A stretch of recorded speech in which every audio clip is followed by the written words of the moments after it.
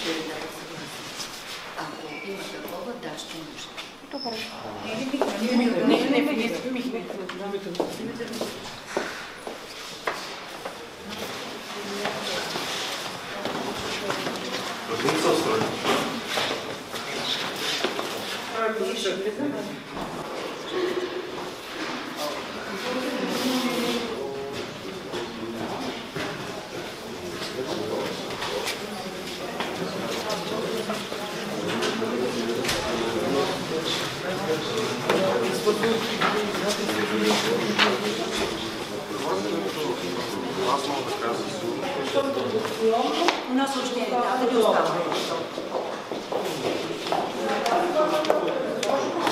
Чакайте ли?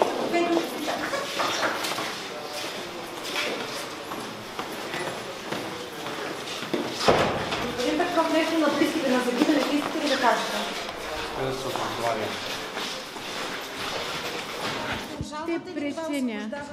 Ще преценя. Рано е. С оглед на това казахте, че продължава разследването. Може ли да се очаква да има и други обвиняеми? На този етап не. На този етап не. По-късно може да се наложи. Съдът не прие обаче за втория обвиняем вашите предположения и въобще вашите доказателства. Обвинението не прие.